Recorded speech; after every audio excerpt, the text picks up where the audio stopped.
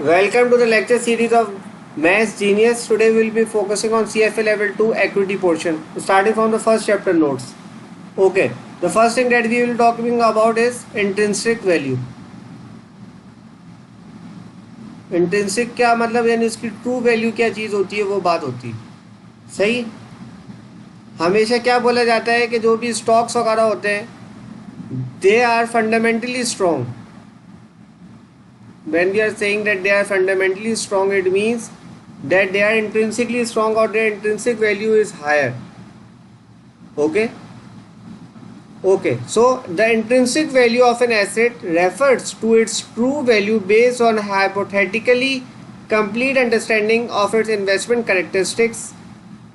Each investor's intrinsic value estimate for a given asset may be different as it would reflect his or her opinion regarding the asset's real value.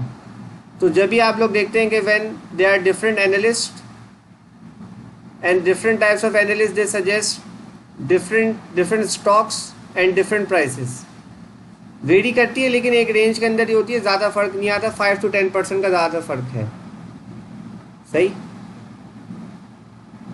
Then we will talking about efficient market theory asserts that an asset's market price is the best available asset estimate of its intrinsic value. On the other hand, Grossman and Stiglitz argued that market price does not reflect a security's intrinsic value. तो efficient market hypothesis के हिसाब से अगर ऐसा है कि markets are efficient, तो जो उसकी मार्केट वैल्यू है it should be equal to its intrinsic value. लेकिन हमेशा ऐसा होता नहीं है. जो मार्केट वैल्यू होती है वो इंट्रिंसिक वैल्यू के इक्विवेलेंट नहीं होती, because nothing is an absolutely efficient market. There is nothing like that because of the presence of what? Because of the presence of information asymmetries. सही. asymmetries and time lags आप कह लें. Different researches have shown that when the stock markets react around in 5 to 10 seconds, 5 to 10 minutes of when the news has taken place, any political or any debacle which has taken place, so 5 to 10 minutes लगते हैं. तो these time lags से इससे ये पता चलता है कि markets are not 100% efficient.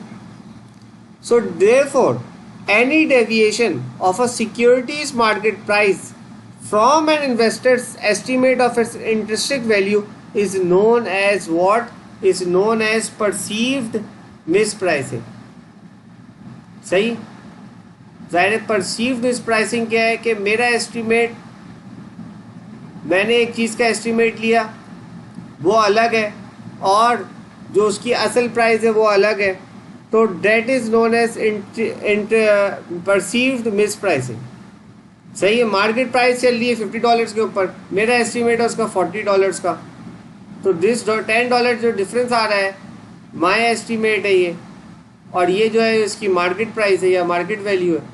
जबकि जो फ़र्क है ये क्या है, ये चीज़ क्या डिफाइन कर रहा है, ये जो $10 का फ़र्क है ये परसीव्ड मिस प्राइसिंग. ठीक है बच्चों. An active portfolio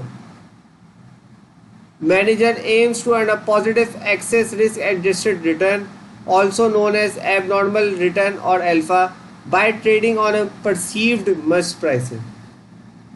first, the person would estimate a security's intrinsic value, and if it is misplaced in the opinion, which means that the market value is not equal to intrinsic value, the analyst or the trader would take an appropriate position in the security in order to augment gross returns as the market price converges to the estimate intrinsic value. ठीक है. ये बात आप लोगों को clear हुई. क्या है कि एक एनालिस्ट कहता है कि for example at stock is trading around like $150. अभी कोई स्टॉक चल रहा है $150 के ऊपर, और उसकी मैं जो मार्केट प्राइस देख रहा हूँ वो देख रहा हूँ कि इट शुड बी अराउंड $250. तो मैं उसको अभी जाके बाय कर लूँगा, बाय स्ट्रेटेजी बाय करके मैं उसको होल्ड करूँगा फॉर अ पीरियड. अब मैं पीरियड भी सेट करता हूँ. फॉर एग्जांपल अभी जो रिसेंट ट्रेंड्स आए, फॉर एग्जांपल अभी मीटिंग हुई ओपेक प्लस की, राइट. अच्छा, अब वो क्या हुआ, जब मीटिंग हुई तो पहले से ही स्पेकुलेशन थी कि बहुत बड़ा कोई कट होगा एक्सपेक्टेड. Speculations were there. तो जैसे ही वो एक्सपेक्टेशन थी WTI ब्रांड सब के सब जितने भी थे सबकी प्राइसेस शूट कर गई थी 6%, 10%, 30% तक बढ़ गई थी प्राइसेस। सही। लेकिन क्या हुआ जब रिजल्ट आया तो सिर्फ क्या हुआ 10% कट हुआ। ये जो ऑयल प्राइस वॉर चल रही है इसका सिर्फ 10% कट हुआ। When there was only 10% cut तो स्पेकुलेशन से ज़्यादा स्पेकुलेशन थी कि 30-40% हो जाएगा। तो जब ये नहीं हुआ इट वॉज अगेंस्ट स्पेकुलेशंस। जब अगेंस्ट स्पेकुलेशंस हुआ तो अगेन क्या हो गया, जो प्राइसेस जो राइज हुई थी WTI वगैरह की सबकी वो सबकी सब फॉल हो गई दोबारा से और मार्केट दोबारा से नीचे प्लमेट हो गई। ओके, सो एन एबनॉर्मल रिटर्न और alpha is a positive excess risk adjusted return that exceeds the returns of similar assets given the same level of risk। अब ये बात समझने की है कि एबनॉर्मल रिटर्न या फिर अल्फा, अक्सर क्वेश्चन हमसे पूछा जा सकता है एग्जाम के अंदर that how to calculate alpha और रिस्क एडजस्टेड रिटर्न और एबनॉर्मल रिटर्न। तो किस तरीके से हम लोग कैलकुलेट करेंगे। फर्स्ट ऑफ ऑल अभी हम ये चेक करते हैं कि भाई दो वजूहत है ना, परसीव मिस प्राइसिंग का भी हमने डिस्कस किया।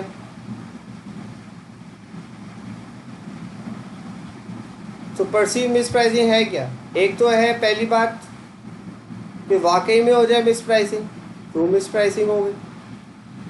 Alright students, then plus the error of the error आ जाए, सही, in the estimate of intrinsic value.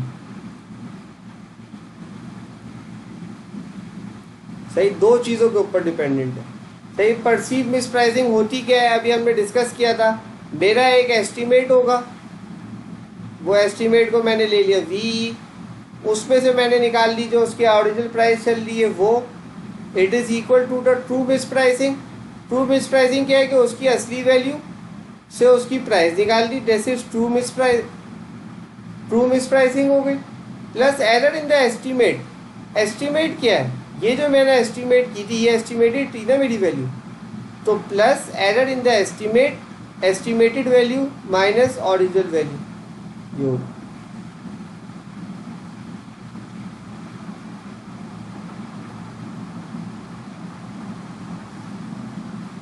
ठीक है, ये बात आप लोगों को क्लियर हुई है। मैं दोबारा बता दूं कि perceived mispricing is basically equal to the summation of true mispricing plus error in the estimate of intrinsic value. सही है। True mispricing how it will be generated और calculated V minus P, where the error in the estimate is calculated through VE minus V, right? What is now V? V is the unobservable value और the intrinsic value, जो observe नहीं कर पाए वो आपके पास क्या आ गई, V आ गई। ओके, नेक्स्ट जो है हमारे पास कॉन्सेप्ट वो किसके ऊपर है, नेक्स्ट हमारे पास कॉन्सेप्ट है गोइंग कंसर्न का। दो चीज़ें हमारे पास बहुत ज़्यादा होती है going concern. If you remember all the balance sheets, all the financial statements according to IAS 1 are made to the concept of going concern. When the accounts are audited they talk about the going concern, right?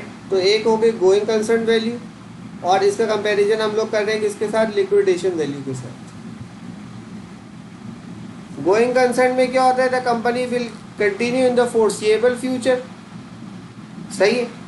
So similarly the going concern value is the appropriate measure of value for a company that will continue to produce and sell goods and services, use its assets in a value maximizing manner for a relevant economic time frame and access optimal resources of finance. On the other hand, liquidation value refers to the value of the company if it were to be dissolved and all assets sold off. Individually, liquidation value is usually the appropriate measure of value for companies in financial distress. तो basic क्या है हमारे पास, going concern जो है वो तो आपने जब कंपनी कंटिन्यू करी जब कर लिया, लिक्विडेशन जो है वो ज़्यादातर आप कब इस्तेमाल करते हैं, when the company is in financial distress, so you use this amount. सही, इधर so the difference between the two values, this value and this value will depend on to conditions ना मेनली। एक, amount of value created by human capital,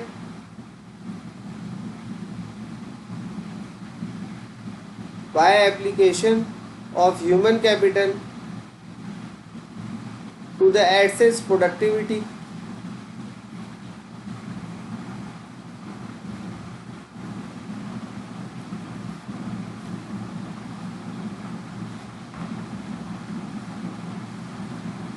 सही। Second, the time frame available for liquidating assets,